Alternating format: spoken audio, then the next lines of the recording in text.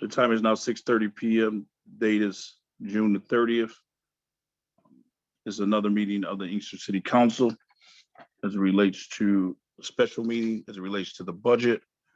We do have on with us tonight Brian from Plant Moran, and also Michelle Lewis from Plant Moran, and of course our treasurer, Mr. Green. I know that Troy is working to get Mr. Bivens into the meeting, as well as Councilman Williams is trying to still get on. Seems like just yesterday we were all on Zoom, experts at Zoom, but I know today, even for myself, it was kind of hard getting on. So we know that this was the only way that that Plant Moran could meet with us.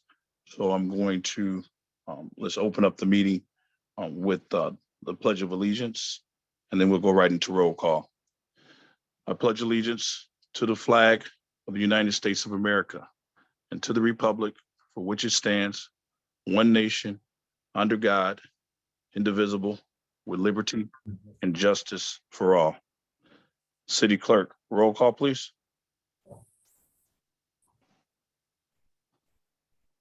Good afternoon, evening rather. Good evening. For the record, Mayor Wimberly. Here, reporting from my home in Inkster, Michigan. Mayor Pro Tem Kim Howard. Here, reporting from my home in the city of Inkster. Councilmember Williams. Councilmember Williams.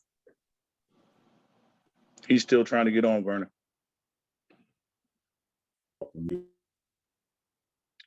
Oh, there he is. Can you hear me? Yes, we can, sir. Okay, I'm here at home. Councilmember Washington. Here in my home in the city of Inkster. Councilmember Watley. Yes, present, reporting remotely from my home in the city of Inkster, county of Wayne. Councilman Chisholm. Present, reported virtually from my home, Inkster, Michigan, county of Wayne. And Councilmember Shaw. I'm present, reporting from City Hall, City of Inkster. All right, we have a quorum. I'm sorry. Thank you so much, City Clerk. All right, getting right into it, Mr. Green, under new business.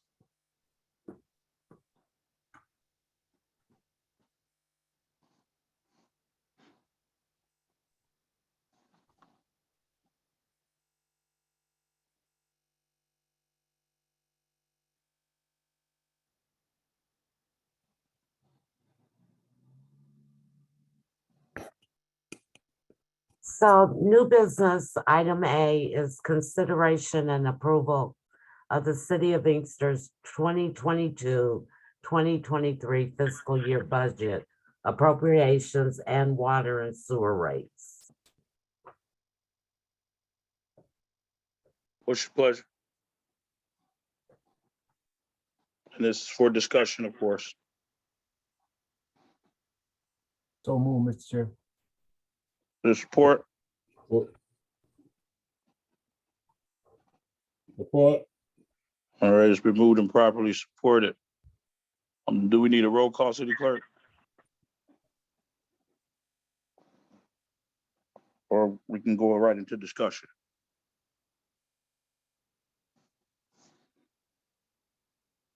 I think just because it's discussion, we're going into discussion. I think a vote would be to approve or deny the. Yeah, that's what I was thinking. That's what I was thinking too. But I just want to make sure we're all on the same page, just because we are virtual. Thank you, Councilman Chisholm. You can hear me now, Mayor, right? Yes, go ahead, Mr. Green. Yeah, because it won't even let me sign in. It says I need a commercial. It's requiring me to have a commercial Zoom platform or something to join this meeting. So Yeah, I know it pretty much did us all the same way, I believe. okay. So you figure it out as you go along. I know Brian is going to be presenting, so but go ahead, Mr. Green. Oh yeah, well, I mean tonight we're just here to vote on or discuss the budget and then eventually vote on it. Everyone has gotten a copy of the final version that we're proposing. I sent it out to everyone.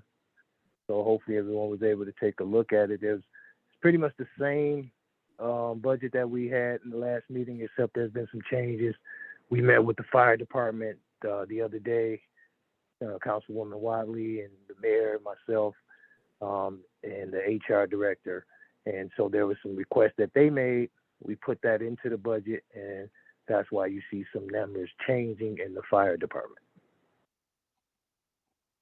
And if you could explain that, Mr. Green, because I know that as it relates to the contract itself, we were talking about negotiations and looking at, our final financial picture, that we would present the budget as is. And then, of course, talk about those numbers with the council and see if they wanted to put those numbers in. Right. Yep. So So if right you can- now, the actual contract hasn't been finalized. We haven't agreed to anything with them, but I just went ahead and put the numbers in there. They're reflective in the salaries, and also there was an increase in the pension contribution because of the 3-point multiplier. So the numbers are in there, but we still haven't agreed to anything yet. So just because they're in there doesn't mean we have to spend that. We don't even have to agree to the contract. Right. I know the contract is not before us, but as it relates to the numbers that we've all been working with and, been looking at over the last, month or so. Again, I know that fire has made some requests and, of course, it needs to come to council. But I just don't want to take away from, what we've already kind of went over and been through as it relates to, adding those numbers in. So how much was the difference? Because I know that, when you bottom line for the budget, you had so much money that was left over. Yeah.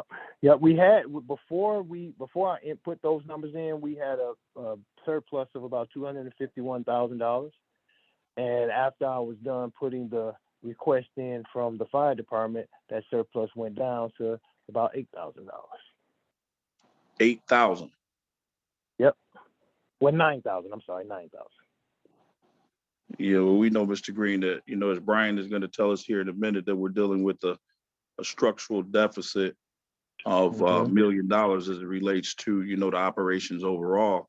So, I would suggest that we pull those numbers back out and then, of course, have a discussion as it relates to the contract once we finalize the budget with the council. And if the council wants to, based off of what we have, going into, the next fiscal year, then that's how we should approach that.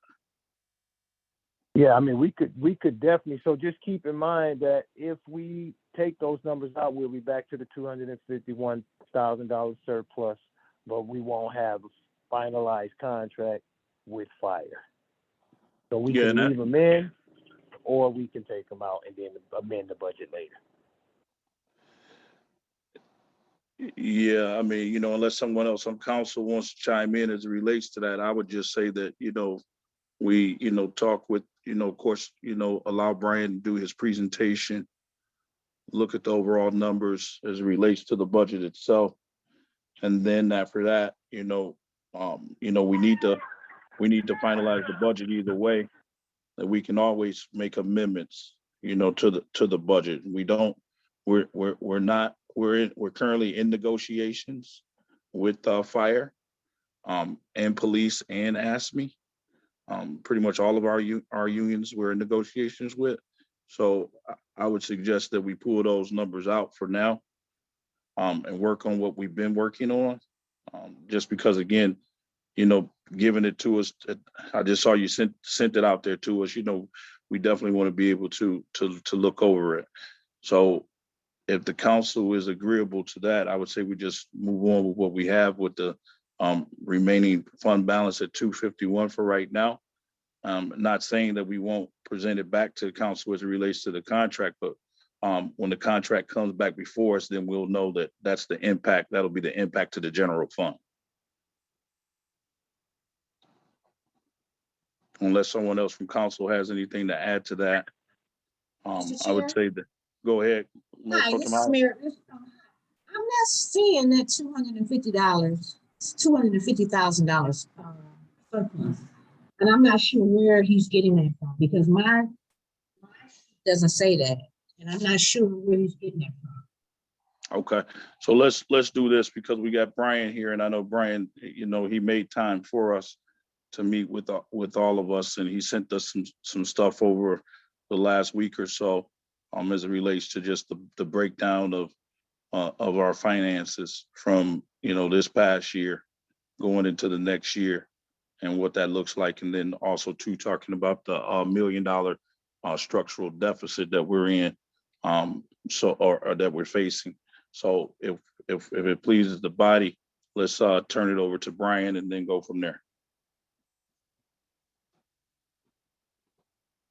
Brian, let's make sure that he has, Troy, if you can make sure that he has hosting privilege. There you go. Hey, Brian. Good evening. Thank you very much for the opportunity to come speak with you again. I apologize that I could not be there live. Unfortunately, I tested positive for COVID this week, so I'm at my house in COVID jail for the week. But rest assured, I am feeling just fine, and we'll be back out into the world very, very soon. So yes, I'm here to give you a presentation, and it's quite honestly, it's the same presentation that I've given this council several times over the past 2 to 3 years. Financially speaking, Inkster is in trouble. So and I'll show you the slides in just a minute, but just to preface it, you are officially out of fund balance. You have gone through it and you are now in a deficit, and the budget that hopefully you will pass tonight, because you do need to pass a budget today being the last day of the 22 fiscal year. The budget does not really improve the situation that the city's in, even if there is a $250,000 surplus generated in 23, because that is coming from one-time grant money that were that grant money to not be here this year, like it won't be next year in 2024, you'll be spending more than you bring in again, and you'll be adding to the existing deficit. So let's get going with the slides. Hopefully I've got the ability to share.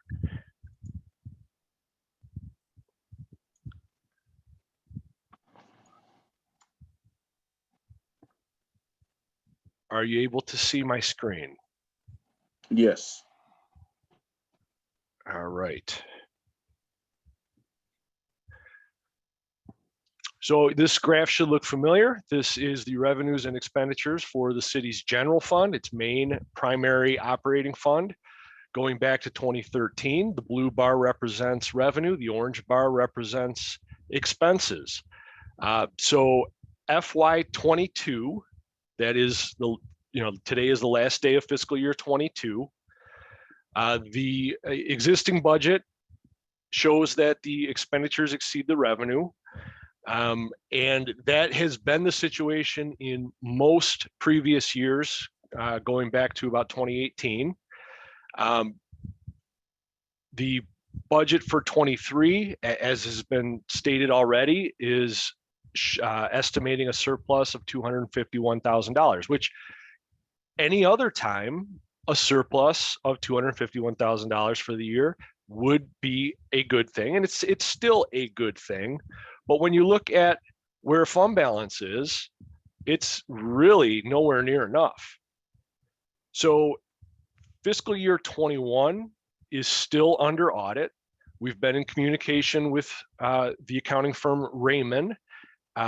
They are basically done. They're waiting on, or they were waiting on the management's discussion and analysis that was given to them this week. But because of the holiday, they're not going to be able to publish the financials for another couple weeks from now. But based on the almost audited numbers, you finished fiscal year 21 with just a little bit of fund balance, about $93,000. Subject to change when we see the final published version, but really just about nothing. 22, we're using up over $1 million of fund balance.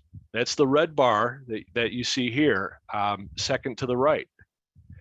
And then the 23 recommended budget that you'll vote on this evening, while it does have the $251,000 surplus, that's not enough to get you out of the deficit. Now, I mentioned that grant money before. So the city of Inkster is receiving $2.5 million. You've already received half of that. That came in last summer. And you may have received the second half yesterday, today, or tomorrow. I have clients that have been telling me yesterday and today that they've been receiving it. I have other clients that have been worried that they didn't get theirs yet. But that will come. You will get your 1.3, and maybe it's tomorrow or maybe it's next week, but it is coming. So that money could have been used on a variety of things. The federal government had intended for it to be used for social programs or economic recovery or infrastructure. But unfortunately, Inkster was not in a position to use that money in that way. You have had to use that money to subsidize the general fund budget. So in FY22, you're recognizing the first half, that payment that was received last summer. And in the 23 budget, you're recognizing the second half. And even still, the city's in a deficit. So the question of, do we have enough fund balance? The answer is definitely not. And we've been talking about that for a couple of years now. If it wasn't for that $2.5 million of ARPA funding, your position would be even worse. You'd be in $3.5 million deficit. So what is a structural deficit, and how do we get out of it? Well, just by definition, a structural deficit means we are spending more than we bring in. And it's not just one-time things like you didn't build a building, you didn't do a giant renovation of something. This is just your basic operating expenses. The people that are employed by the city, just regular operations, some capital outlay, you buy things when you absolutely need it.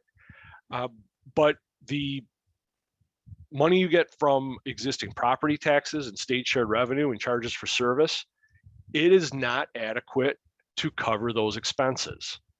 And so you've been relying on things like an ARPA or some other windfalls, and have been spending your fund balance over time to subsidize operations.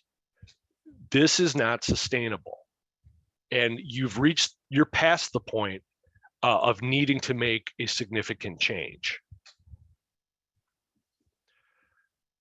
So we talked about ARPA. I mean, this is one-time money, and it has delayed you going into a deficit, but you're there now, and even with using the ARPA money. I don't expect the federal government will be providing any further COVID-related federal stimulus. I think that's over. So the ARPA money and the ARPA opportunities for the city of Inkster, I believe, are gone.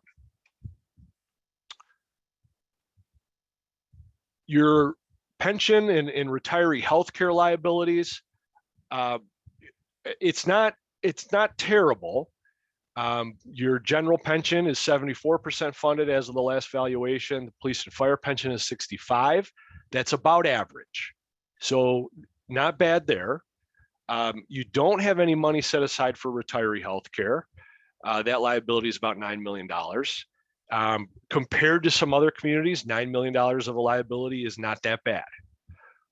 But you're going to have to continue putting money into the pension system. You're going to have to pay for retiree healthcare on a pay-as-you-go basis. The state would very much, not just but they are requiring communities to put money away. So you're already on an improvement plan that means you should be getting some money set away for retiree healthcare to eventually fund that liability that has been earned by the already retired and existing employees of the city. Now, these percentages are as of the last valuation, but that means that it's old data. The stock market has been terrible for the last several months. And so these percentages are likely less now. But we won't, we only measure this at one time a year, and it's usually in arrears going back 6 to 12 months. So what now? At June 30, 2023, 1 year from today, you will be $3.5 million under your target fund balance policy requirement. You have passed a policy that says you will keep 15% of the general fund's expenses in fund balance. But if you're $1 million in the hole and you need $2.5 million to hit the bare minimum that your policy requires, that's the $3.5 million that you are short. Downsizing your operation, and we can talk about what that could mean, but this needs to be a priority because a new sustainable revenue source is unlikely. We've talked about this in previous meetings, you have very few options for raising new money as a city. One of which is a Public Act 345 millage that would pay for your retiree health care for public safety people. Some of your neighbors have such a millage. Dearborn Heights and the city of Westland both do, but those were passed in the 1960s. I don't know of very many communities that have been able to pass a Public Act 345 millage in the last 20 years. I can probably count them on my fingers. Other cities have tried and they have failed. City of Wayne has tried twice. It has gone down pretty badly. City of Hamtramck tried last year, the year before, and it lost pretty badly. The state is not going to substantially increase your state shared revenue. Your charges for service are not anywhere near enough that a minor or even a major raise to those charges for services would help you dig out. The focus has to be on the expense side. You have to stop spending as much money as you are. And that doesn't mean that you're spending frivolously now. You're not. But you have added to your personnel over the last 5 or 6 years. And we've talked about turning back the clock to 2015. And I know that is not popular. That's not what anybody wants to do. And when I say turn back the clock, we're talking about making the headcount of city employees look the same as 2015 when you were creating a surplus, when you were digging yourself out of a hole the last time. This is very difficult and it's going to be painful, but it has to be done, and it has to be a constant focus for the city for the foreseeable future. So, it's good that you're going to be able to have a $251,000 surplus, but again, that's done by ARPA. If you're able to somehow cut $1 million of expenses, that's still not enough, because a year from now, you're going to be, that might just get you to break even. It's not going to get you out of the hole. So it's going to take multiple years, and it's going to take a sustained effort. And like I said, it's not going to be easy, and no one is going to like the changes that happen, but the changes have to happen. I do know that the state of Michigan is watching you. They are interested in helping you. They have offered various things over the last couple of years, and would like to continue having an active dialogue with the city. But they're not just going to bail you out. That's just not going to happen. The state does not do that. The federal government's not going to provide any kind of bailout either. I mean, the ARPA could have been considered that, but that ship is come and gone. One of the other things that you're going to be voting on this evening are the water rates. And so the increase necessary for this year is $1.78 combined for water and sewer. That will raise the total per unit charge for 1 unit of water and sewer to $20.06. That is a 9.75% increase from last year, which is comparable to what rates were raised last year. They were raised approximately 9%. We do a 5-year projection and smooth the rate increases out over 5 years. And so you should expect another 9 to 10% increase next year and the year after that, and probably the year after that. The reason why is that you have a lot of capital outlay that is not included in the budget. There are projects that Jerome can talk about that are multi-millions of dollars and they're many years overdue. The lead line replacement, you'll have, it's 20 years or possibly even more if you're granted some kind of extension. But you also have, another $50 million of other improvements that needs to be done. Now, you're probably not going to pay for those improvements just by raising rates. It's probably going to be a question of issuing bonds and then raising rates to pay off the bonds, because you're going to need a very exceptionally large influx of cash to do the level of construction here that we're talking about.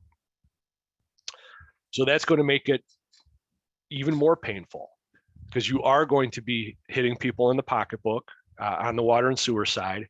And at the same time, by cutting expenses of the general fund, that's also cutting services of the general fund. The city will not be able to provide the same level of service that it provides today. So that is the presentation. None of this should be new to any member of council. This is the same conversation that we've had several times already.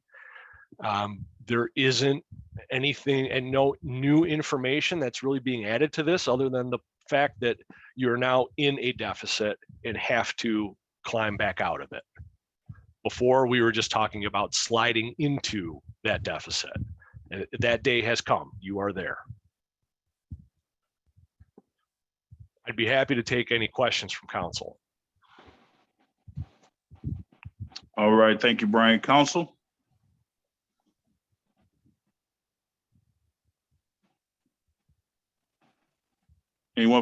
Anyone that has questions for Brian from council? I do, Mr. Go ahead, Mayor Pro Tem. Okay, now, when you say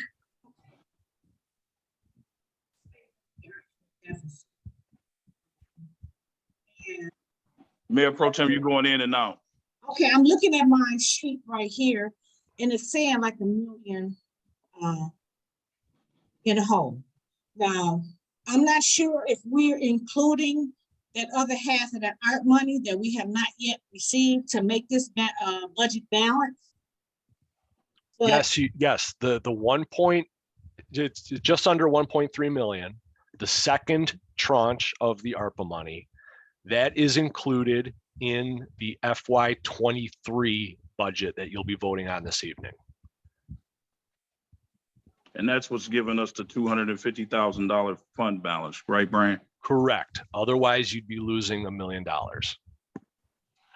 So, yeah. Okay, go ahead, Mayor Pro Tem. okay, so You still going in and out, Mayor Pro Tem. I'm sorry, in my budget, I don't see the 251,000. I don't see that in the expenditures, in revenues. I don't see that. In the packet that was distributed earlier today, it's on page 9 of 30 in the PDF. Okay. It says, it's right halfway in the middle of the table. It says net change in fund balance. And in the general Brian, fund column. can you share your screen with us to see that? Yes, I'm sorry. Of course, I should be doing that. 1 second, please. Thank you.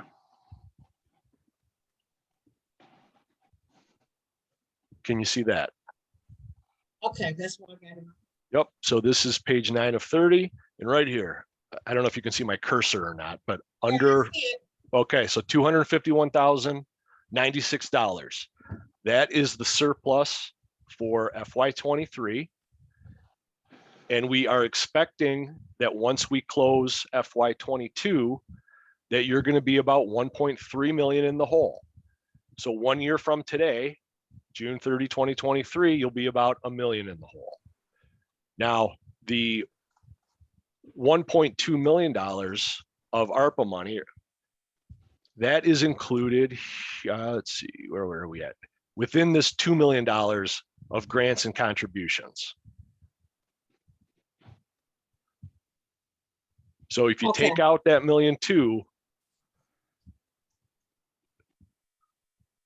this would be $1 million in the hole for the year. And you'd be 2.3, excuse me. Yeah, $2.3 million in the hole a year from today.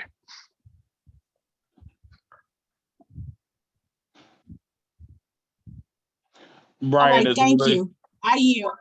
Okay, Brian, as it relates to the audit, you said about 93 is going to be the number. Is that going to carry over into fund balancing and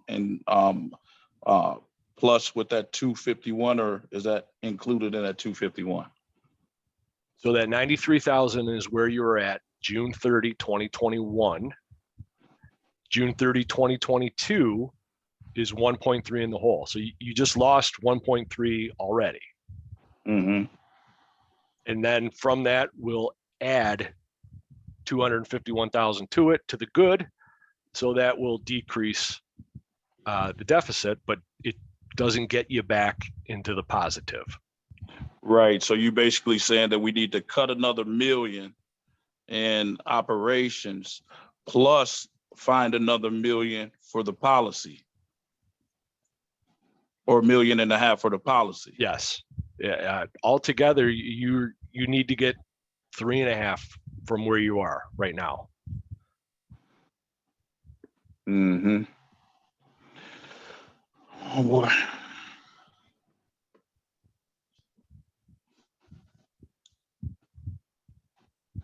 Okay, council. I mean, you heard from Brian.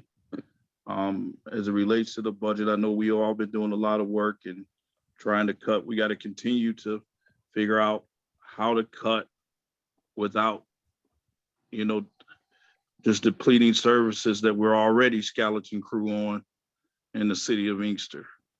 I think the biggest thing that Brian, if you could chime in as it relates to the fire and the fire and police being, the major part of the budget that's just taken away from the budget. We were talking about possibly trying to go to the Citizens for Public Safety millage, not necessarily a pension millage, but we're not able to even to do that because we're maxed out on meals, correct? Correct. The only millage that you would be able to pass is a pension millage, because you're already at your limit for operations. Mr. Chair, Yeah, go ahead, Councilman Shaw. when is some of those is going to be knocked off so we can, get to that point? When you say some of those are going to be knocked off so we can get to that point, what do you mean? Some of the levies that we do have that can bring us to a point where we can go out for a public safety millage. That's a great question. Brian, can you answer that question? I don't know when your millages are expiring off the top of my head, but if and when they do, that just means you're worse off, and getting them renewed or passing a new public safety millage will just get you back to where you are right now. Those millages aren't paying off debt or anything else, on the expense side that'll disappear. So Brian, I'm sorry, go ahead, Councilman Shaw. No, go ahead, Chair. I come back. Okay. Brian, when you talk about getting back to 2015 I know that, this has been like the constant thing since, since I took office in 19, as it relates to this, knowing that, of course, at the current staffing levels and contributions from the city that we would get to this point, thank God for our ARPA. At the same time, I know that you're saying at the end of the next fiscal year, we'll definitely be in the hole with no foreseeable help. When you talk about getting back to 2015, what does that look like? Can you just talk about that with the council again? What did that look like in 2015 as it relates to the operations overall? Do you know? Well, your head count in public safety was smaller. You had fewer officers and fewer firefighters, and many that you had were part-time and paid hourly, and it was without benefits. So they weren't getting health care. You didn't have to make a pension contribution for them. Now, it's very hard already to find police officers and firefighters that are willing to work for what you're paying now. And that's not going to get any easier. So to offer even less will make it that much more difficult to find qualified people to do the job. But for what you're doing right now, your operations and the services that you're providing, the only way to cut is to cut personnel costs. So you may be able to make changes to your healthcare plans, but your pension contributions are locked because most of your people have already retired. So you have to make your pension contribution. But it's in terms of operating costs, the only place that you really have anywhere to cut from is going to be people. Mr. Chair, Go ahead, Councilman Shaw. back in that 2015, like I said, I was here. Now it was a very, very difficult time for the council at the time and for the residents here in the city of Inkster. Now, what kind of gave that lateral to be able to do that was the consent agreement. Now that we're entering into contract negotiations with fire and public safety, we don't have that same type of leverage, so to speak, to move to really cut like that. You see where I'm coming from, Mr. Chair? So, Yeah, I totally understand. But if we don't, then like Brian's saying, I mean, and I have been working. We have been working closely with the state. They're willing to help as much as they possibly can. I mean, they send me tons of information all the time, trying to help us as it relates to just different thoughts of things that we can do. And their biggest thing is, of course, is trying to consolidate with other agencies and other communities. We have to make we have to make the decisions, or they're gonna make the decisions for us. yeah, And go ahead. I mean, I agree with you. I mean, I know. I mean, but see, when we were in the consent agreement, it was a bargaining chip, so to speak, for us to be able to go to the unions and so they can understand, where we are, but as you know, when we, talking, concerning this, people are steady asking for more, or they want more, or they need this and they need that. And you hear it all the time. So, it's going to be a tough decision that has to come not only from the council body, but from the head as well. Yeah, I totally agree. I mean, it's the only thing that we can do to save the whole, because that's the point that we're at right now. I mean, and everybody that's listening in, it's a balancing act, because we don't want to have what happened to us before as it relates to having part-time officers and getting the quality of officers that we have, helping, our community and working with our community. And, we have another Floyd Dent incident. So For sure. we it's kind of like picking your poison. And, we know that the police are working hard with what they have and they're already strapped. And just like Brian said, I mean, it's hard for us right now to even retain police and fire For sure. officers at the current rate that we're paying them, because we're so low as it relates to paying competitive wages. But we know that that's really the bulk. That's really the bulk of the budget. Yeah, So I agree. I don't, I don't have the answers, but I know that what Brian is saying is that we need to work collectively throughout this year to look at whatever we need to do to continue to cut towards the budget, and not just next year, but the year after and the year after. But I beg to differ with Brian, and me and Brian, we've had plenty of discussions as it relates to cutting.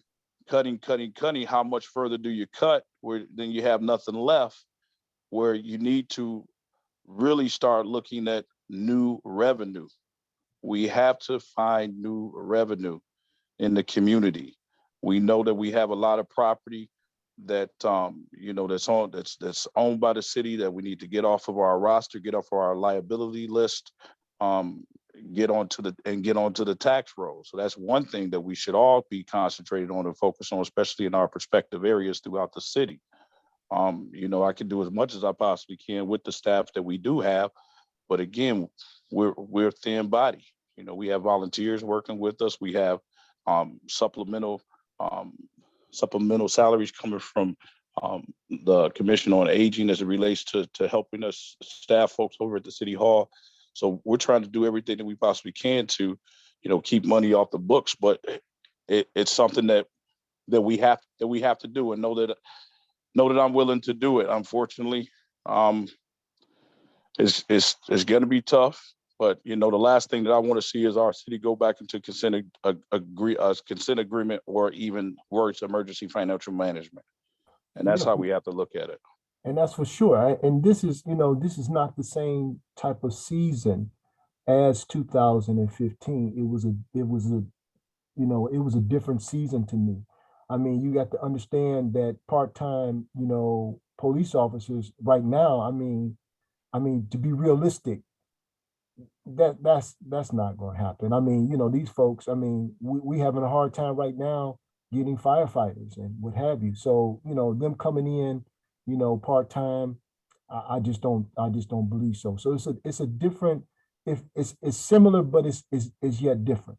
I mean, the people that worked in the City Hall and throughout the city took a real beating in the cuts that was made, and not only the lack of service. So if we were to, on the same vein in which you may mention, Mr. Chair, if we were to, really get, all those properties, how much will that be? Yeah, we have the assessor actually currently, and he's very close, and he's going to do a presentation for council within a couple of weeks as it relates to all the city-owned property, and if we would sell the property, how much value it would bring us as it relates to taxation. However, we know that we just can't rely on that.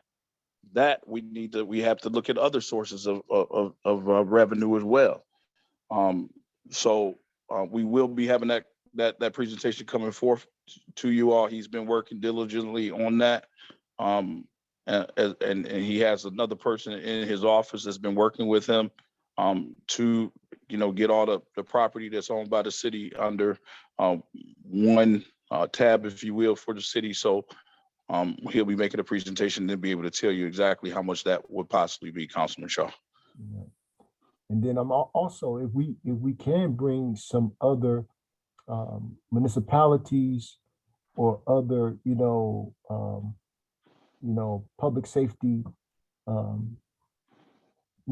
together, that'd be great. I remember back when Mayor Hampton had talked about that before.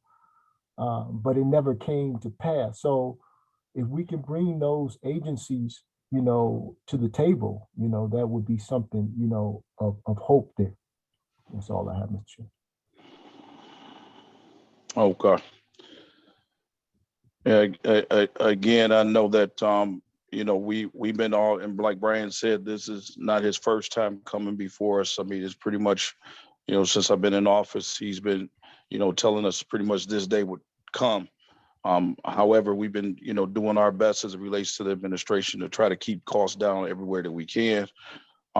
However, we just haven't made enough cuts, and we have made some cuts. Like, from fire, we went from 28 firefighters to 21 currently. And police, we actually got a grant right now that we're operating under, the COPS grant, where we have 28, I believe 28 sworn officers, and out of those 28 sworn officers, 6 of them are under the COPS grant. So, it's tough, because then when that grant is up, then it's like, we're back in the same hole that we got into with the fire situation and the grant that we had. So understanding the structural deficit, we do have to make some cuts, and it does start with the administration working with the city council. And I am part of this councilmatic body, and it is our fiduciary responsibility to do what we have to do. However, I must say this to the council and the community.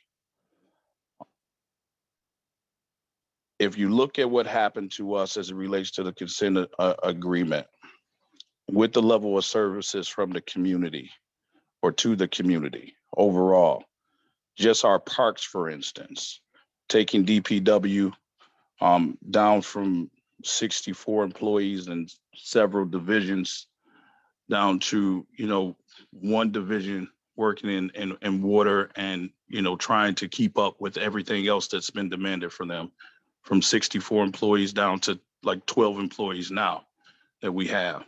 You see the deterioration of the community. And that's what's going to happen overall. The community, because, we're saving, we got to save the city. So we're going to save money and, have a wonderful surplus. At the same time, over time, and it's almost been 10 years since we went into the consent agreement. I was coming off of council in 2012.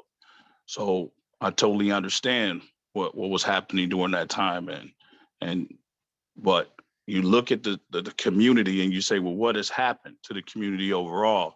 And that's what it is, the lack of personnel and people actually minding the store as it relates to the business of the city.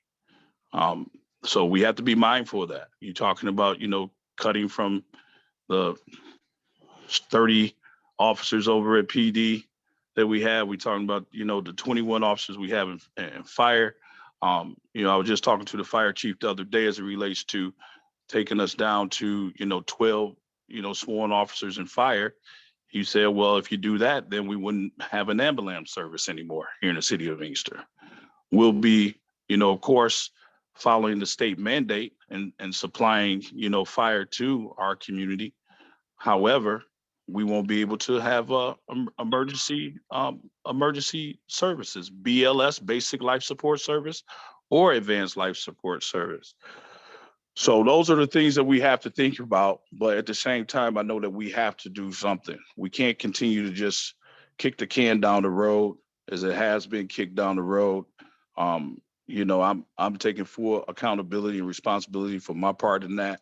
With COVID being what it was, now we're on the other side of that. We have to make some decisions that's not going to be, this frankly is going to be tough. So that's all I have to say as it relates to this matter for now. Council, do you have any more questions? On this Councilwoman Washington, I have a question to Brian again. Brian, can you explain what you just stated again in regards to the public safety millage and why it would not work, or why we can't actually put out that millage for the voters to vote on? Well, you can absolutely do a Public Act 345 millage to pay for public safety retirement costs. That's the one thing that you can do. but Uh, not for the actual public safety itself, fire. think about it though. If instead of having to spend your regular property taxes and state shared revenue making a pension contribution, and you had this new millage to do that, you'd be freeing up the other property taxes and state shared revenue that could be used to pay current police officers and firefighters. How much is that, Brian? Well, that's the beauty of 345, which it's part of why Westland and Dearborn Heights have been successful, is that it's unlimited. You can raise it to as much as you need to, but only to pay for pension and other retiree costs. Right. So my question was how much is our pension and retirement costs coming from the general fund? Do you know? I'm sorry, off the top of my head, I do not. I can look that up in a minute. Okay, if you could, please. But back to Councilwoman Washington's question, and just for clarity, if you could just dive into it a little bit deeper and just explain to the general public why we can't go out for a millage. I mean, of course, we're For max, but operations? explain what that means. Yeah. And then if you could explain as well how much we would be in a deficit still, even if we did actually do the pension, if that was even covered, how much more would we still be in a deficit? All right, Michelle's going to look up what the contribution was, and she'll get that for us in a second. So the part of why can't we pass an operational millage? Because you're a city, you are limited to 20 mills unless there is another law that allows you to issue a millage. So if a library millage is approved by or is allowed by a different law. Rubbish millages are allowed by a different law. So that doesn't count against your 20 mil limit. But as of now, and what's included in your packet, the millages for this year, it adds up to 19 and change that would count. So it's the 16.8 for general operations. It's the 1.9 for Parks and Rec, the 0.9775 for senior services. The two debt millages are separate, the judgment levy separate, rubbish and advertising are separate. So those don't count against the limit. But you get right up to 19 and change, and 20 is the limit. So you could ask for the difference, but that, half a mil is not going to do anything. Now, the police and fire contribution, thank you, Michelle. The police and fire pension contribution is $1.1 million a year. So if you were able to pass a 345 and then make some other less painful cuts, you wouldn't have to cut bodies, but that extra 1.1 million would plug most of the structural deficit. So I would absolutely try to pass a Public Act 345. It will take considerable effort by the city, by council, by people that are going to have to knock on doors and explain to the voters, this is why we need this. Because it's very difficult to pass a new millage. It's very difficult to ask people to pay more for property taxes. But if they understand that by passing a millage to pay for pension costs, they're then protecting the existing police and firefighters and ambulance services.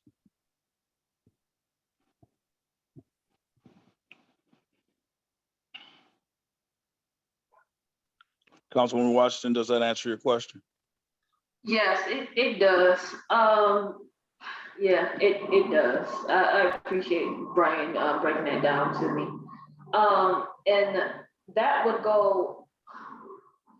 would technically go on the ballot, right? Or would that be a separate ballot? Would that be, like, for instance, we have the August 2nd election. Would that be on that ballot, or would that be more of a city? It's too late to get anything on the August ballot, but there is time to get it on November. Whether or not you'd be able to do enough of an educational effort for the community between now and November, I'm not sure. But it's certainly it can go on and as many times as necessary. Just because if it got voted down once, it doesn't mean you couldn't go right back. Keep educating, keep banging the drum and getting the message out that maybe the second time it would pass. Okay. All right. Thanks for answering my question. All right. So Brian, recap us again. If there's not any other questions from this body, recap us again. And Mr. Chair. then go ahead, Mayor Pro Tem Mr. Howard. Chair, I have one question for Brian. I know you sent us another spreadsheet, and can you, it's under the general fund, it's got FY23 assumes everything from FY22 repeats except for 2.5 art grants. And then it's got it highlighted in red. General fund will have to borrow from water and sewer. I'm assuming just to pay bills. Is that what's happening now or will happen? It will happen in the future. You're going to run out of cash at some point. You can't run a bigger deficit for Okay, too but I long. thought that was a restricted fund. It is, but if your options are have a payless payday or miss a bond payment, or we're going to borrow money from water and sewer, you're going to choose borrow money from water and sewer. Okay, so let's say maybe in the middle of next fiscal year, if we have not received any revenues, that happens then because we don't have any? Well, one of the nice things about the government calendar is that you get your property taxes at the beginning of the year. So even though things are tight today, tax bills should be out and people will start paying their taxes next week or over the next month or so. And so you will have cash coming in the door. So it's not going to happen right away, but maybe it takes a year or two, but it is going to start to get tight and you're going to need to borrow from water and sewer, which is really the only significant source of money elsewhere in the city. Okay. Okay, so I yield for right now. Just let Brian finish his do a recap, and then I want to address our body. All right, thank you, Brian. Thank you. So in summary, today is the last day of your June 30, 2022 fiscal year. By law, you do need to pass a budget today so that you have a 2023 budget to start the year tomorrow. The budget as presented has a $251,000 surplus for the year, but that surplus is being generated by using the ARPA money.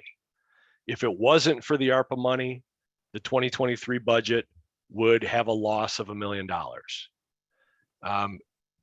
At June 30, 2022, today, we haven't closed the books yet because it takes a couple months until we get ready for the next audit. But based on budget amendment number 2, we were expecting this fiscal year to end $1.3 million in the hole. And it might be a little off, but you're definitely going to be in the hole once the 2022 audit's done. There's no question that is definitely where you are at today. So your options are very limited. You need to significantly reduce expenses or find a new, reliable, and sustainable revenue source. And the only option to generate the kind of money that you need to generate is a Public Act 345 police and fire retirement millage. All right, Brian, and just recap the water rates again. Yes, thank you, Mayor. The water rates are going up to a combined $20.06. That is an increase of 9.75% from the last year. It's a comparable increase to what you passed a year ago. And you should expect going forward that increases will be at least this much because of the amount of capital that you have to do, capital projects, repairs and replacements of existing pipe, and paying for the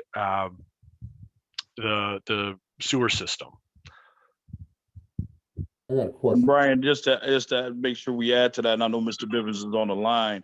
You had said earlier as it relates to, us not having, done any major projects in so long, but also too, the majority of these things are actually mandated on us by the state.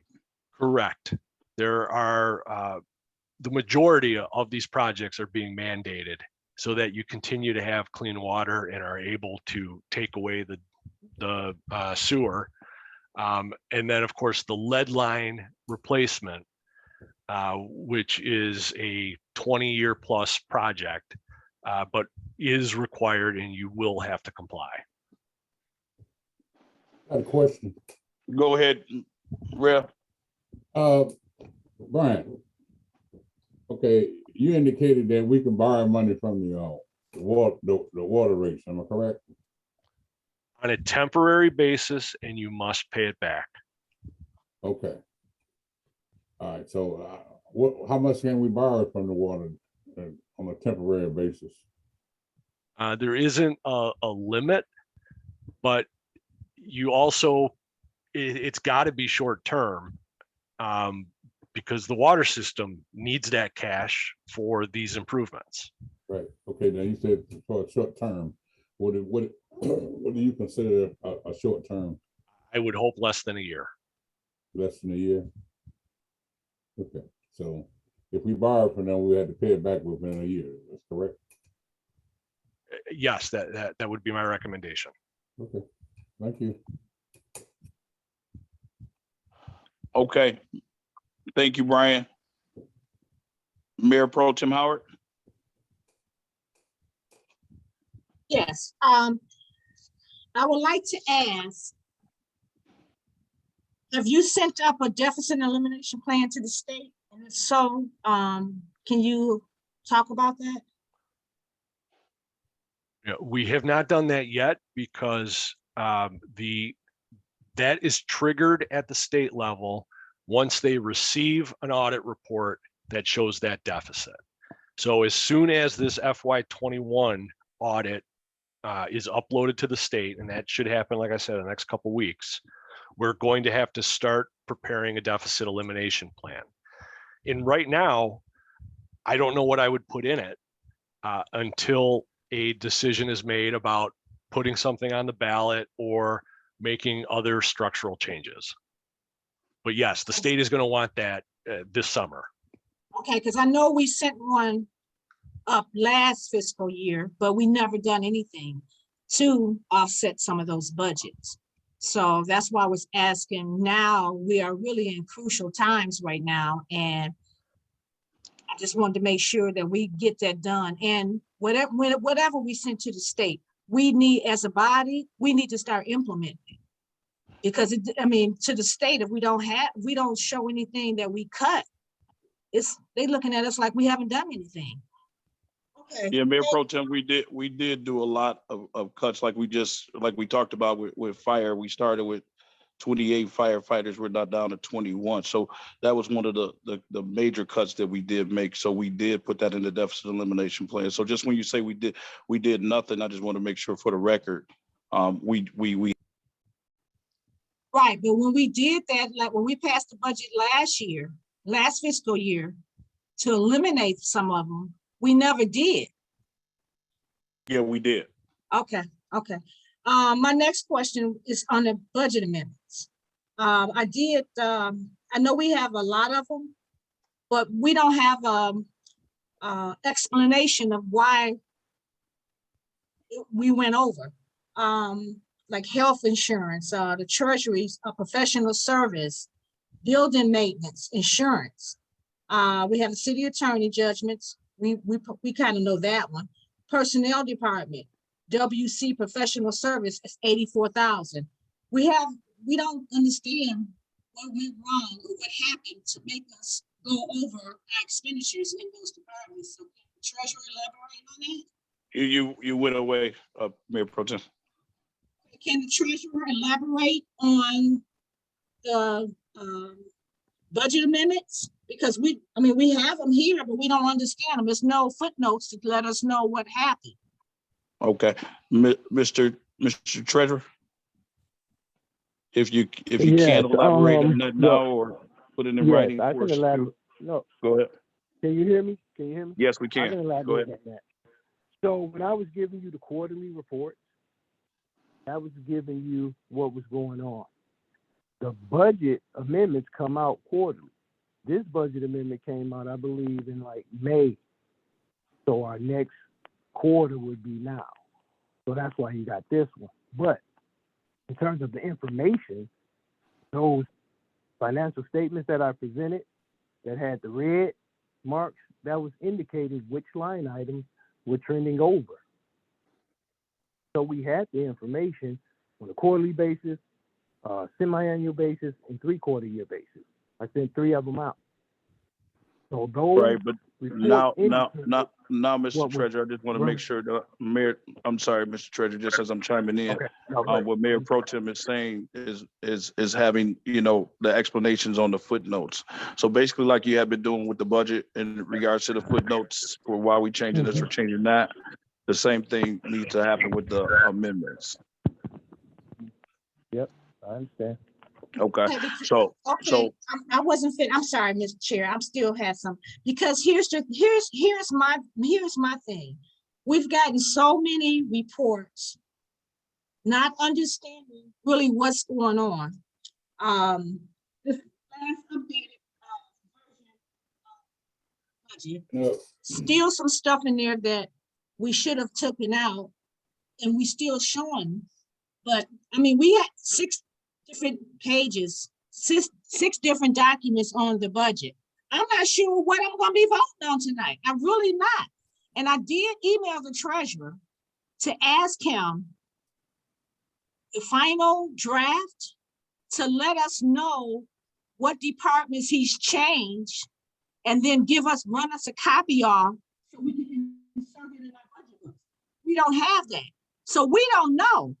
We just, the you only way saying we we don't would know, know. just speak for yourself. Well, You I need to say don't we know. Okay. I don't know, because Okay. what I would have to do is go back through this whole budget again to see from the last budget that we had to the updated version that we had, to see what changes were made. This is what I'm saying when we saying transparent. I'm doing a whole lot of work in reading through these budgets, and I'm tired now because we have so many copies. But all I asked for was copies of the departments that he had changed. Then that way he can run a copy of, the clerk could have ran a copy and we could insert it in our books. But I'm not sure if any of my colleagues even know which departments have been changed. Well, let me chime in. To vote So on the this budget- tonight.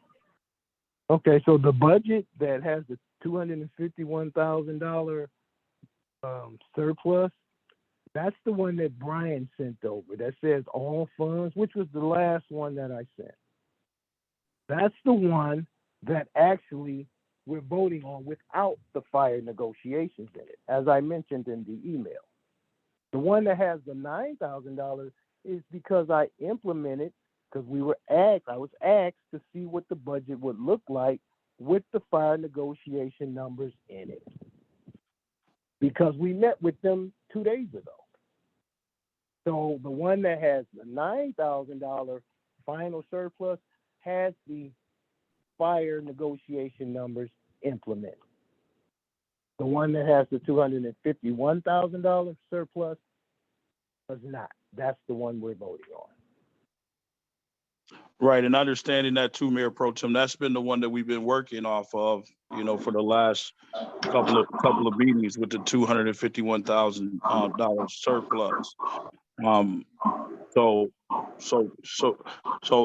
I get what you're saying with the amendments. So we want to definitely make sure, Mr. Green, that you give us footnotes on those as it relates to the amendments and the runovers, explanations on those.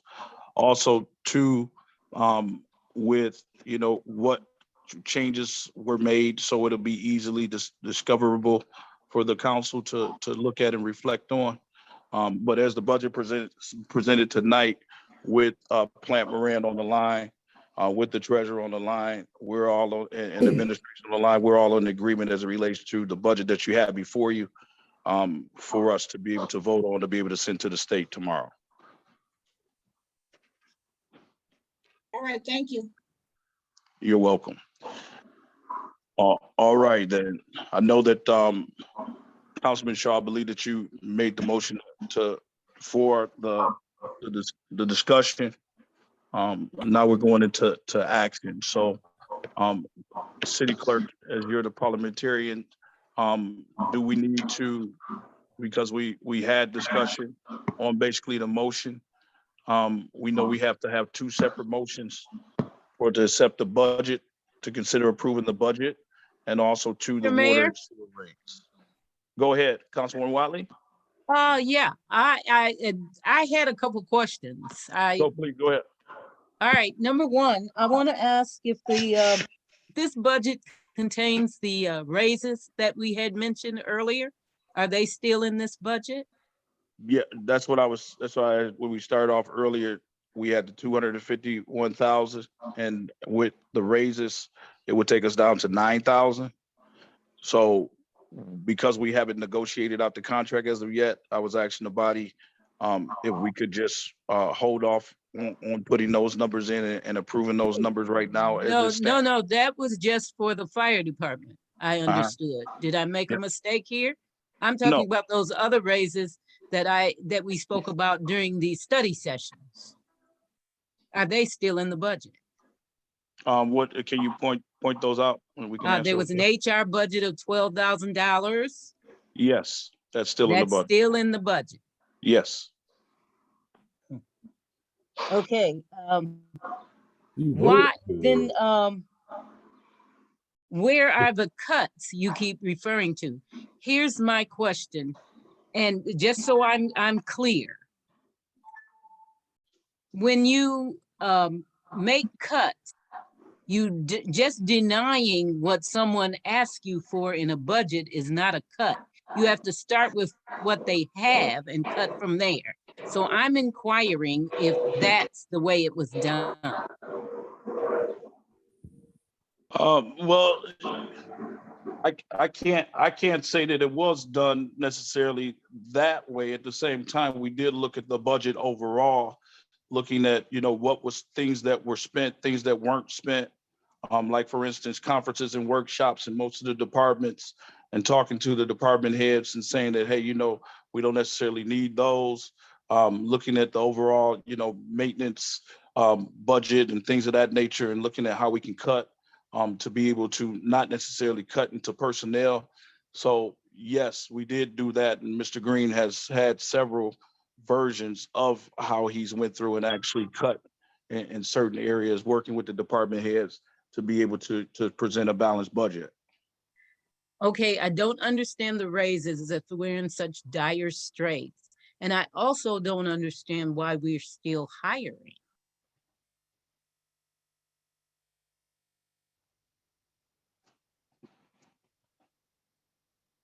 Can I get a response to that? Yes, so you're saying as it relates to hiring, because those positions have been in the budget for the last so many years as it relates to vacancies. So we have vacancies, so we have to hire them. But We have you to. don't have money. Vacancies are what you're going to create by filling these positions.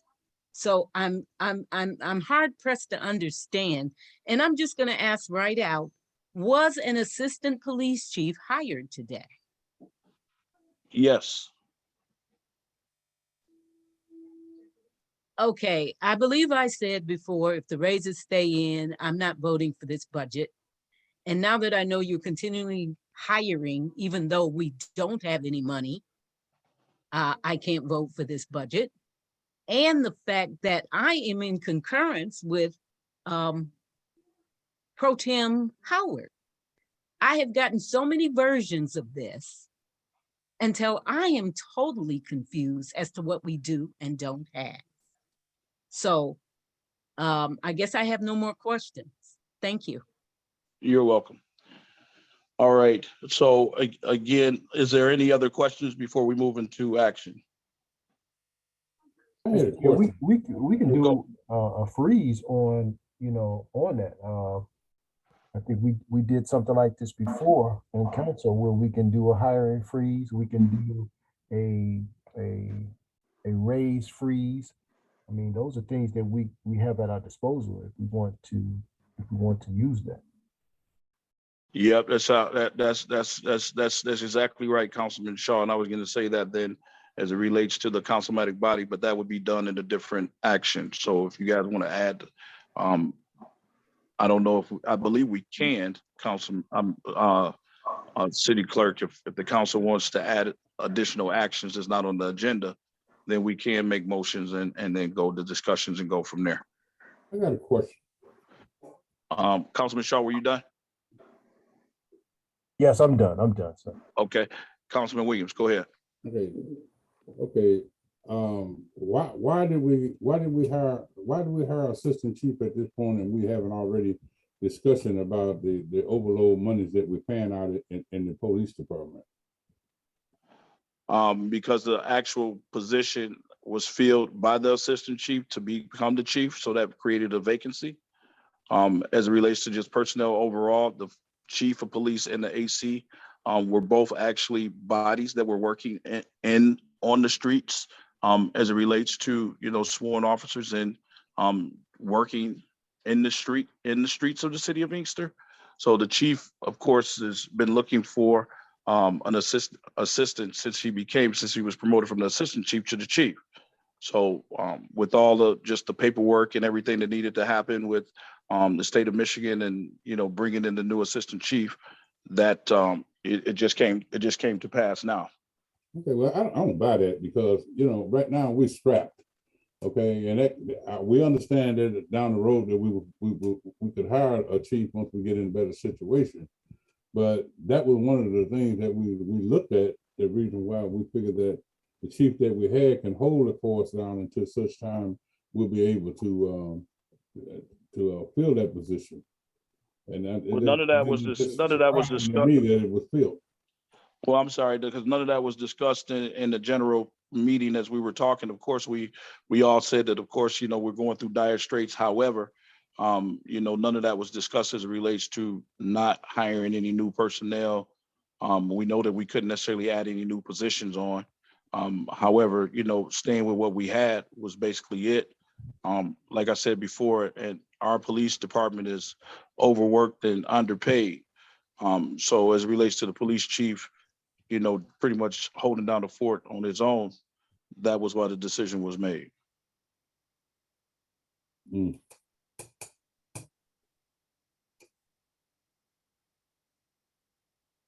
So moving forward, if you want to take it out the budget, then that's the time to talk about it now. I mean, it's just what it is. I mean, again, it's like a double-edged sword. We playing with fire. We playing with fire. We gotta take it out of the budget and then we can discuss it down the road. Right now, we just have to try to, we got to try to hold on what we got, okay? And then go there talking about assistant chief at this point. I feel that possibilities probably have to happen, but for that, we should wait until such time we can kind of, because right now you got pretty close to a $5 million budget at the police department. Okay. And I would think that we wouldn't be doing, no unnecessary hiring until it's time for hiring that we really have to. But that was a necessary hire, Councilman. No, sir. I have a different with you, Mr. Mayor. But do you feel that way? Not that I feel that way. It was a necessary hire. Not that I feel that way. I don't do Well, things about the I'm not, feelings when we're I'm not talking gonna about get into business. discussion with you with that, but I have some different opinions about that whole situation. Mhm. Okay, that I feel that we need to have a conversation, because the simple fact is, you know, what we're looking at, a lot of things that we put on that we need to talk about, and maybe, you know, like you're saying, is we got to come up with these cuts, and we got to come up with the money. You know, these are things we need to talk about, man. Then putting somebody on right now when we're strapped, okay, we need to, we know, no, we need to have a conversation. And, you know, I'm not gonna say publicly right now, but you know, the conversation that you the mayor of the city, you can hire who you want, but however, that you know, you got to understand that we the one got to sit here and come up with a balanced budget.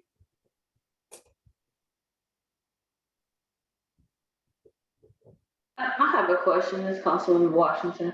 Go ahead, Councilman Watson. In regards to the actual, to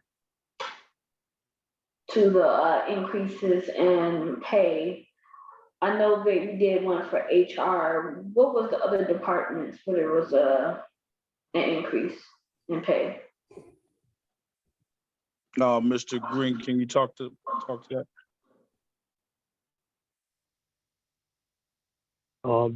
There was the only increase in pay was, I believe, the mayor's office and HR.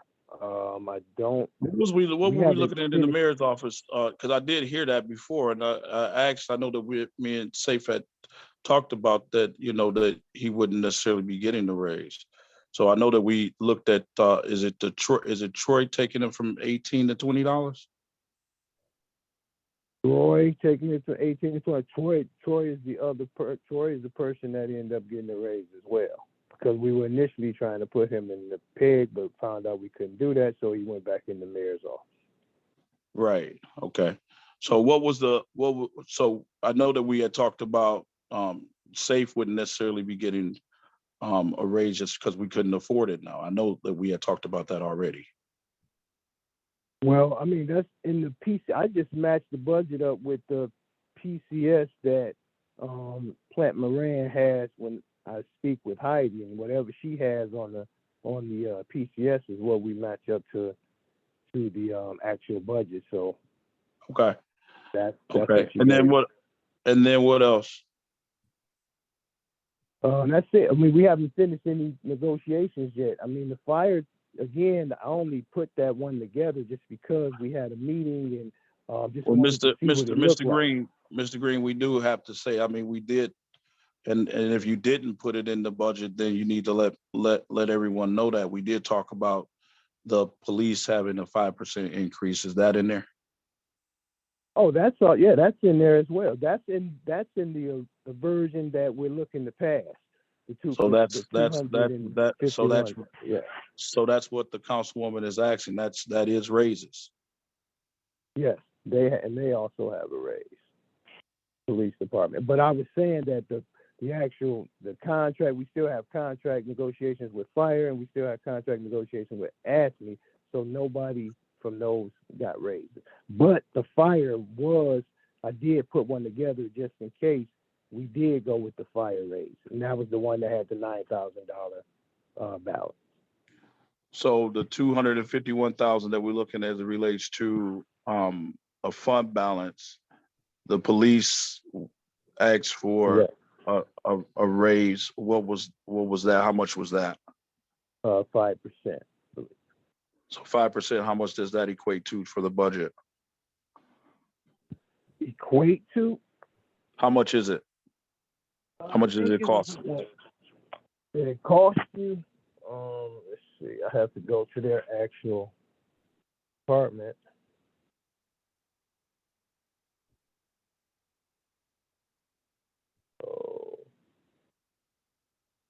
So they were at, I believe it was $2,029,000.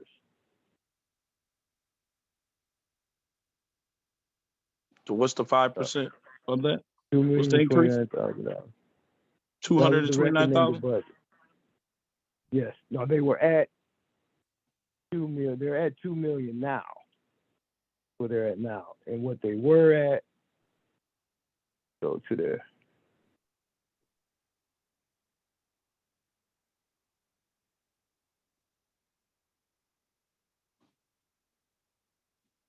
they were at 1,994,538. So what's the So- difference, Mr. Green? Let's see here. So about 100,000. Let's see, 2,029,000 minus the 1,994. Calculate. We didn't have a calculator.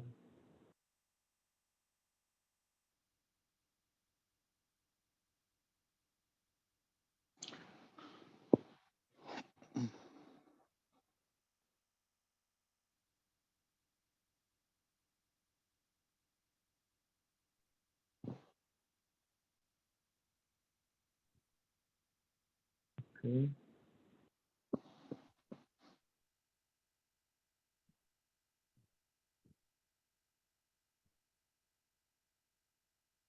Yeah, I would have to hang up. Let me see. I don't want to hang up the phone. I'm Well, gonna of have course, to hang up the phone in order to get to my calculator, but that's what you're looking at, 2,020,000. So the 29,000 take you down to 2 million, and you were at 1,994. So, you know, that's what they actually, that's what they're at right now. So that's not a huge jump, not even that, even 6,000 and then another 29,000. So like 30 something, like $40,000 is the increase from what they actually are getting paid now. Now their actual, before the year before it was 1,853,000. But just from year to year, it's not much at all. okay. Anything else? Nope. What's the percentage amount, Mr. Mayor, of the new assistant chief going on? What's the percentage amount addition? It's no addition. It's been in the budget for the last 10 years, I believe, as assistant chief. So if you're asking for what the salary is, and the savings would be if we cut the salary, and then it's like 89,000, something like that, with fringe benefits.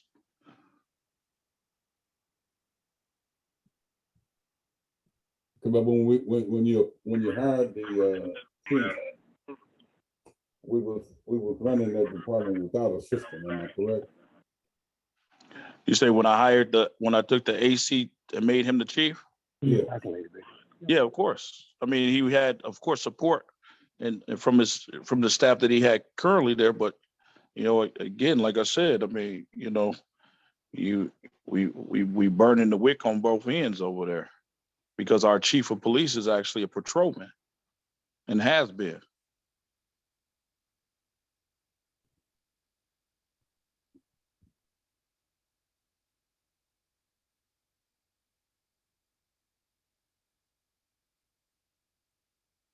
Hello?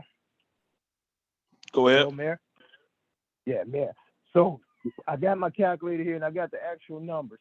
So for police department, we're looking at, if you go ahead and give them their actual raise that they're actually looking for, that's the 2,029,000 like I mentioned. But from last year, that 1,993 is what they actually budgeted for to actually, have. But they are a little bit below that right now. So they didn't spend quite that much. They're at like 1.7, what they spent so far. So the 1.9 is what they were budgeted for, but they haven't spent that much so far this year. Just to be clear. Well, that just kind of confused me. What's the number in between, I guess, for the increase from what they, the requested budget to what we're recommending? What was the increase for the 5% raises? Oh, you want the increase from what they requested? I thought you wanted the increase from last year. From the 5%, Mr. Green, of salaries.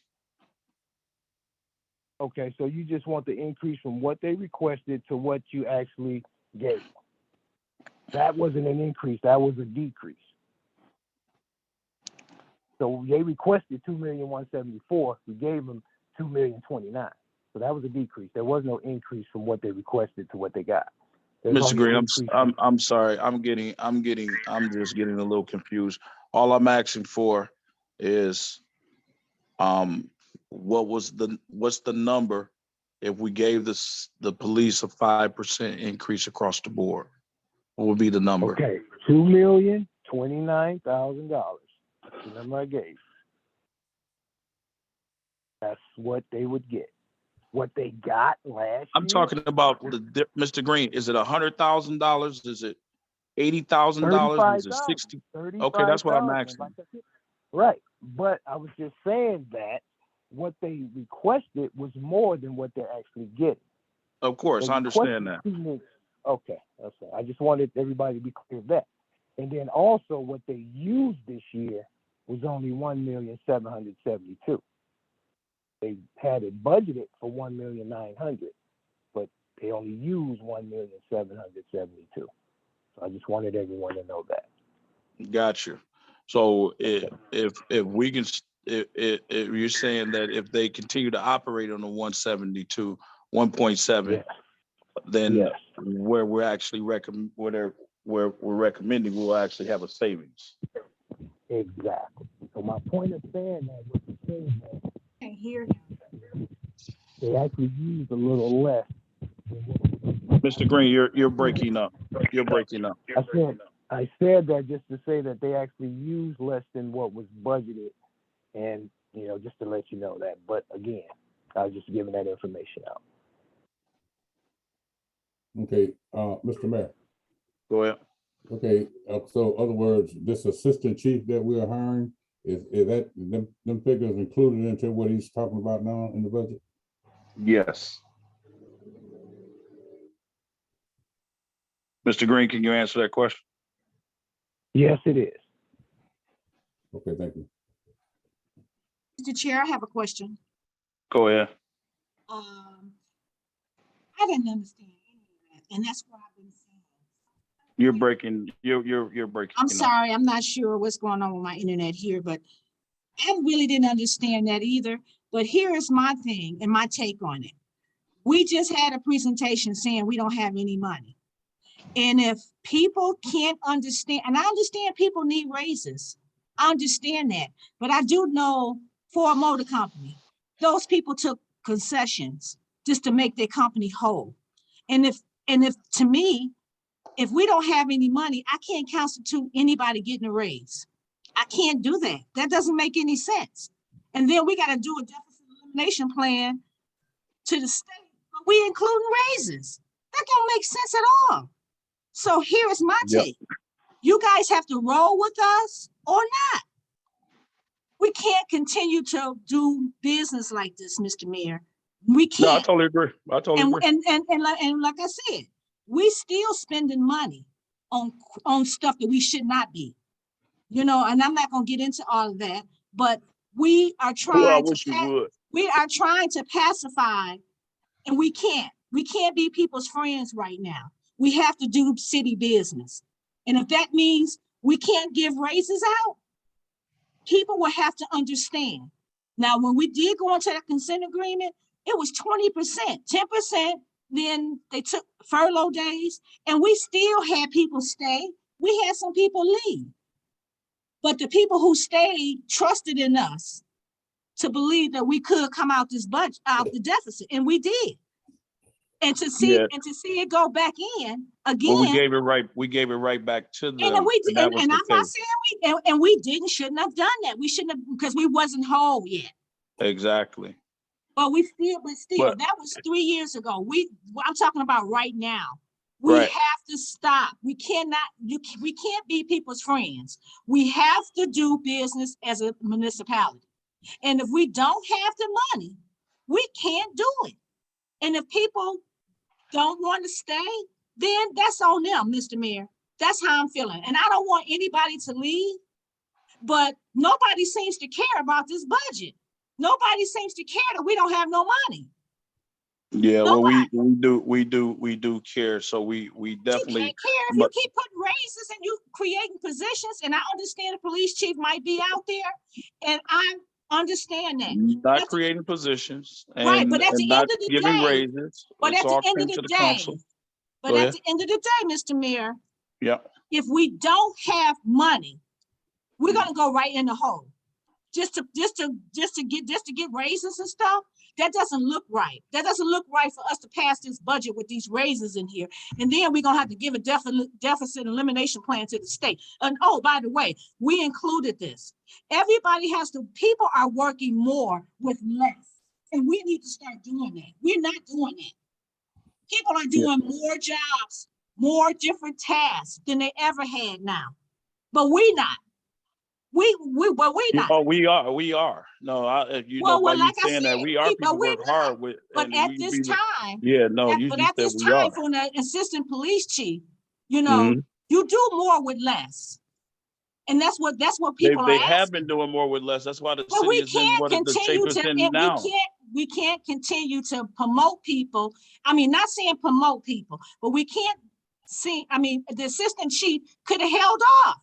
Everybody has to work more with less for right now. And If you want to that's what's save been this city of happening. Inkster, but it's That's not what happening, Mr. Mayor. I mean, that's what that's your opinion. My opinion is that we're not it's doing not that. opinion. I'm actually working every day in the But city. I didn't say you weren't So working. I hope you no, do I'm just work. saying you said it was my opinion. It's not No, an but I'm just opinion, saying it's fact. you have an That opinion and I have an opinion. But my people are opinion to burnt me is, out, and I understand people are burnt out. I'm burnt out too. and they're not. And I'm burnt out too. we said 10 years ago that we would give people their money back, and we did give But if people you their money back, continue to and we do weren't business the supposed to. way, but if we continue to do business the way we have been doing, this is Mhm. not something new. We knew we had a deficit, but we still spent in the 3 years that you have been there. Mhm. We still spent like we didn't have a deficit. Yeah, well, the deficit was created People before I taking got home here. cars and everything. It's just a whole bunch of stuff. But Well, I'm a no, yield. you But talking about I'm people taking gonna home cars. yield. You wasn't I'm saying gonna nothing yield about to you so we can get on. the So we former can get on. administration having a whole security detail when it comes to police. Well, So like when I we talk said, about just a Mr. car, Mayor, we yeah, have to stop trying to please people to look good. it's not We have about to do pleasing our people. It's job about keeping our operations because going. but we still have the operation has it been laxed? It's just that people got to do more. And I'm sorry, I have You to do keep more in saying my that. job. You think I'm Yeah. happy? If I don't like it, I have to find me another job. That's all I'm saying. You know, this is the way of the times right now. It's not going to change. But I don't want to go up under because we adding people and adding raises. I don't want to go up under. I don't want my city to go up under like that. We didn't add anybody. So I just want to make Okay. sure that we're on the same page. We didn't add anybody. But even So that, I mean, I the just want to make assistant sure that we're chief on the was same already page. in the budget. I understand that. Exactly. But Yeah. if we even trying to show the state that we're doing something, we can't maintain. We can't Yeah, I agree. I agree with you. I mean, not as it relates to the maintain doing business like we're doing today in order to keep this city at home. That's all I Gotcha. have to say, Mayor. I'm done. Thank you. Okay, you're welcome. Mr. Bivens, I Mr. saw you Mayor? had your hand. I saw you had your hand raised, Mr. Bivens.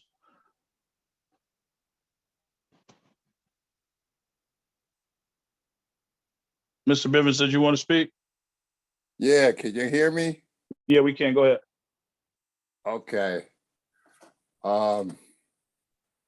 This is tough. This is tough. What I want to say is tough. I've been here 26 years. I went through the consent agreement. I went with the 10% pay cut. Even though we was in the water department, we took the pay cut. And when you say we have to do more, we're stressed. And I'm just speaking for my department. We're stressed to the limit because I'm asked to maintain a whole city from outside of water, from roads to the sidewalk to the buildings with 10 people. And it's getting to me. It's really getting to me. And I understand what Mayor Pro Tem is saying, and I definitely understand what my boss is saying, because he sees it. He sees the stress in my face. He sees it. He always asks me, "Are you right, Mr. Bivens? Are you all right?" My staff, it's overwhelming. It's overwhelming, and we try to keep this city going. And I just don't see, and I understand what Brian was saying. And I had a conversation with them yesterday about the waterfront because we're buying more water. We buy less water, and we're not selling. You know, the city, we don't have the property here, but we spending more. And if I didn't have those bonds, the water rate would be $23 right now. I'm constantly trying to find money for this city, trying to do my best to keep the rates down, but they're gonna go up because I gotta fix this infrastructure, and it's mandated. You know, me and the mayor see those letters. And Eagle's not playing with us. This is mandated. So it's a trying time for this city. And y'all gotta understand, us as department heads, I'm speaking for me and the rest of the department heads too, because I can do that. We're stressed. And I'm not going to tell you, we work long hours and we give our all. And I understand he put the assistant chief position was vacant. He filled it because we got to, hey, I went for a long time without nobody over there in the water department with me. It's catching up to me now. We're stressed. We got to have something.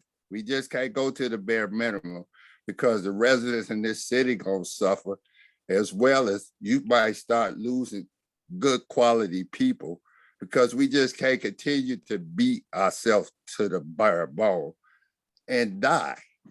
That's what you ask. It's tough out here. And I agree. I understand. I see it every day, but I just needed to say that. I needed y'all to understand that it's tough. That's all I got to say, Mr. Mayor. I'm sorry. No, Mr. Bivens, I appreciate that. I mean, it is what it is. I mean, we're both saying this. I think we're all saying the same thing, you know, and the fact that we have to do it, we have to. I mean, you know, the numbers don't lie. That's the thing. But we have to figure out more to do. We can cut and we're gonna continue to cut. But then what? Because what Brian just said to us is that even if we got down to the numbers in 2015, that's still not going to be enough to get us out the hole. It's still not going to be enough. He's still on the line. He can chime in right behind me. So we got to find more revenue for the city. We got to figure out how to increase our property values. So, and unfortunately, the residents are strapped. The ones that have been here, their taxes are strapped. I mean, my 92-year-old grandmother, I mean, she has a fixed income. And, you know, talking about raising taxes to help supplement, you know, the services. So when she called 911, if she needs to, or call the police when she needs to, they show up. Then it's like, what? That's the balance that we're talking about right now. And it's tough. It's not easy working with what we have right now. But all the people that work in the city are working extremely hard. But that's why you see the city has been deteriorating over the last 10, 15 years, just because we don't have enough money. And it doesn't have anything to do with what we've done. It's really at the state level as it relates to state share revenue, but it's really the state of Michigan itself, because even with them for ARPA, if they didn't have ARPA money, they would have probably been looking at a deficit this time around. So I know that this budget is tough. I know that we have to continue on from today to look at what we have to do in order to maintain. It's a balancing act, and I'm in between it because I'm on the council and I'm on the executive body. So I totally get what everybody's saying. I'm not against what anybody's saying. It's like, how do we compromise and come up with something so we can take care of ourselves? Now, because we're all, especially on the council, we're all citizens. We live here. We see the lack of services within the community. However, we're trying to work as hard as we possibly can and give it of our own time. A lot of you guys volunteer your time to try to fill holes and gaps where we can fill them. But the people that we have here, it's like you talk to them, they burnt out. Councilwoman Wiley and I, we talked to the fire department the other day and talked with the fire chief. They're burnt out. People that has been here for years with the start of this kids on auxiliaries, been here for 20 plus years. They're burnt out. They haven't reached, they feel like the city is just not, doing anything for them while they doing everything for the city. And I understand in the world, a job is a job. Either you can pay people to play to do what they need to do, or they move on. I get it. However, municipalities don't work like that when you're actually trying to service the community. Councilwoman Wiley. Yes, sir. I just wanted to make a couple of corrections on what was said. In 15, there was a $2.8 million surplus. So the fact that it started then is not quite correct, and there's paperwork to prove that. And the other thing is the talk of the 10% being given back. Once we came out of the consent agreement, because of the bargaining unit, you had to give that money back to the bargaining unit. So there was no, I'm choosing to do this. This was mandated by collective bargaining. So I just wanted to make that clear. And also, I have a list of cuts that we can make that I will email to you. Now, what you do with them is, but they're substantial, okay? Yes, ma'am. And I would encourage, let's send it to the entire body along with Brian Plant Moran. Oh, I intended to. When I say send to you, yeah. I mean send to everybody. Yeah, and then this body would have to decide. It's just not me. So we can activate Councilwoman Watley from you saying, hey, these are the cuts that I'm suggesting moving forward. And then this councilmatic body, because we are the fiduciaries of the city. So just want to make sure we're making that clear. Nobody has to wait on me. I'm just one person and I'm one vote on council, and that's on the tie. So well, when I said a list of things, I meant everybody. I always send to everybody because. Yes, ma'am. Yeah. Okay. Yes, ma'am. Okay. So I know that, of course, we talked about the raises, and I totally get it. And those are things that we probably would have to stop and cut, I've been talking with each of the bargaining units, and, they're worn out. They're tired, and they want to stay and continue to work with us, but I understand the position that we're in. And we have to do business. I understand that. So, I'm looking for the council to continue to weigh in if there's a motion either way, as it relates to the budget and what we need to do with the budget. Let's make it, and then we'll deal with what we have to deal with as we go along. Like Brian said, this is not a one-day fix. This is going to take us a few to 5 years to possibly fix if we stay diligent to it. But it's something that I'm committed to do with this body, and working with the administration. And I know that a lot of them are on the line right now and they're listening in. So know this, that we're here to not only fight for our citizens, but to fight for you as citizens and people that actually work in our community and stakeholders in our community. We just need to find a balance between the two, and that's where we're at right now. So I'm looking for a motion as it relates to accepting the budget, however you guys want to make that motion, and then after that, action on the water rates.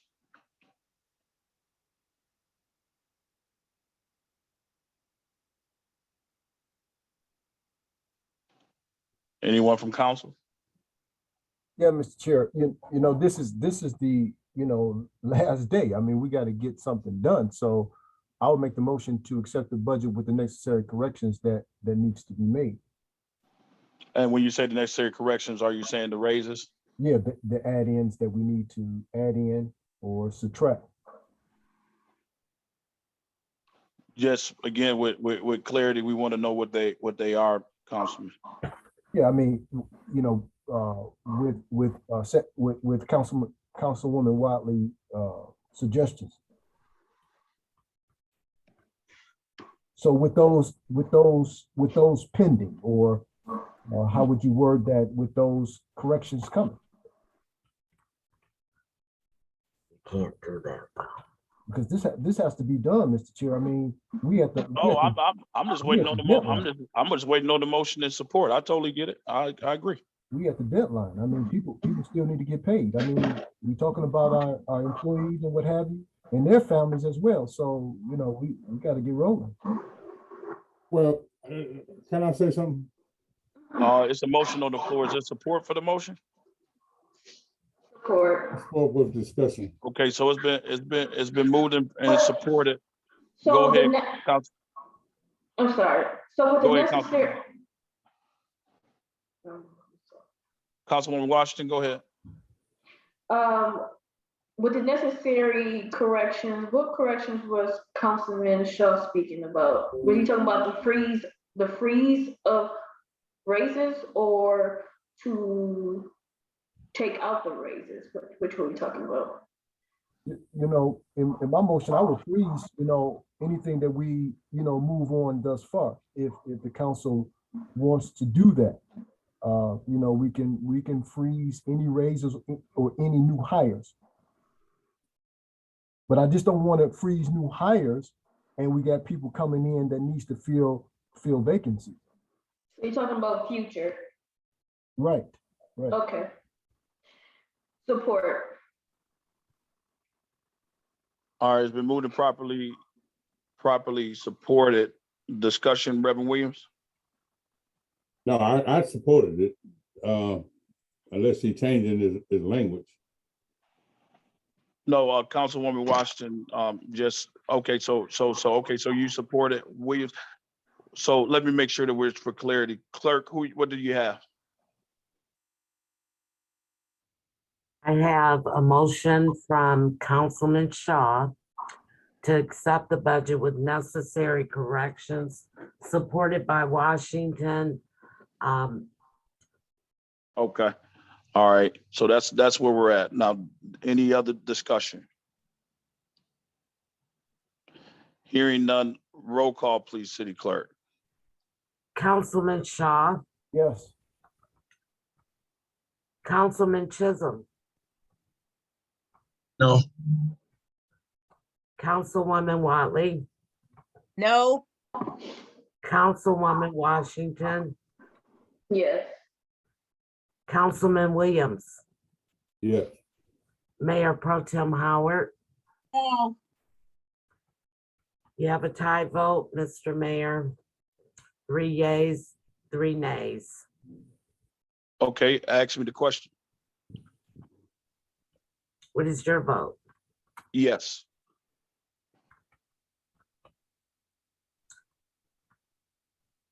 So we have a 4 yeas, 3 nays. Motion passes. All right, the next item is for the water rates. To Correct.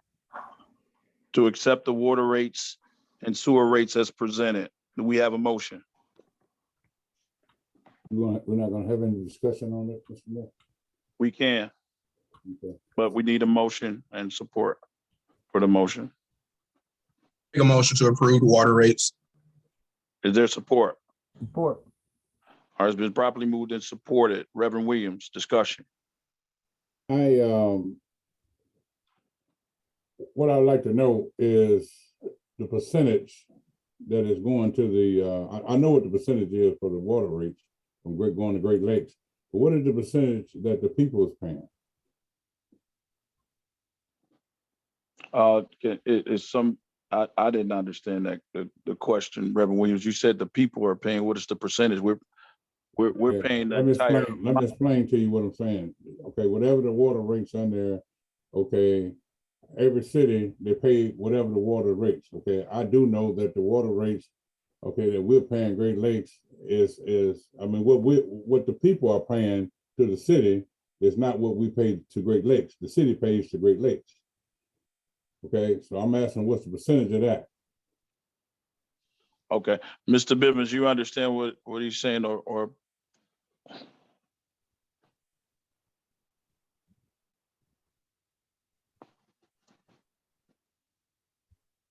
No, sir. I'm totally confused. The water rate increase is 9.7%. That's what we're paying. So, okay, so I think I understand what he's saying. So do we buy the water from Gleba and then Yeah, and upcharge I the believe, residents? and I think Brian can back me up, Michelle, but I think the increase from Glee was like 3%. That's correct. Yeah, So you're adding on the other 7% to cover all the infrastructure stuff that we have to do that's mandated by the state for water. Correct. yes, sir. Okay. So Well, he So- just told me he didn't understand that. Okay, so it's gonna, the Well, I tax just broke a little more. we just broke it down, Councilman. So it's 7% that the citizens are paying in addition to be able to operate and be able to operate and, be able to fix the mandated infrastructure in the city for lead services and infrastructure.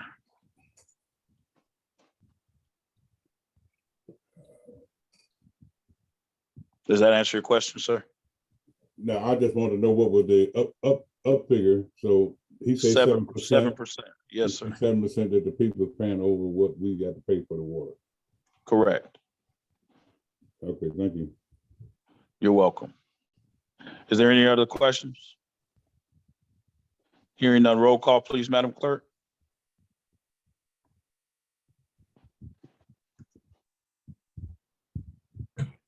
Councilman Chisholm, Yes. Councilwoman Watley,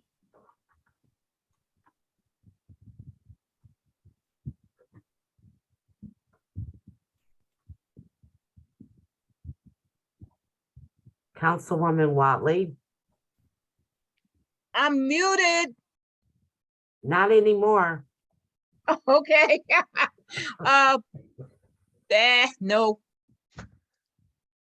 I'm sorry, do you mind repeating your response? No. Thank you. Councilwoman Washington,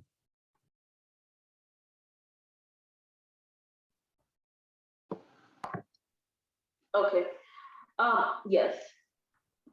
You hear me? Councilman Williams, Yes. Mayor Pro Tem Howard, Yes. and Councilman Shaw. Yes.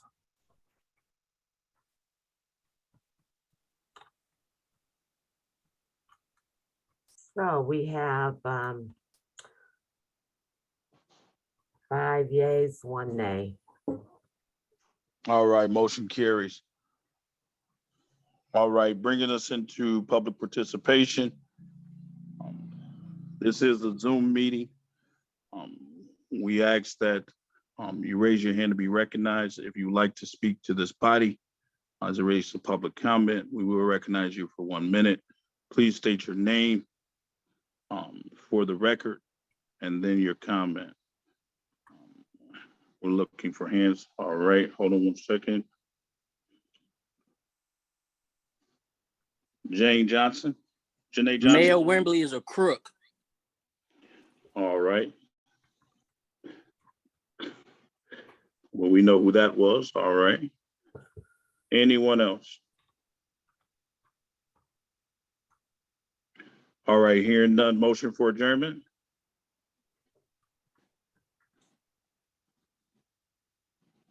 Hearing or seeing none, motion for adjournment. Do we want to leave? Does anybody want to go home? Motion to adjourn. Adjournment. All right, motion to adjourn. Moved and properly supported. All in favor, say aye. Aye. Aye. All right, motion to adjourn. You guys have a good night. Thank you, everyone.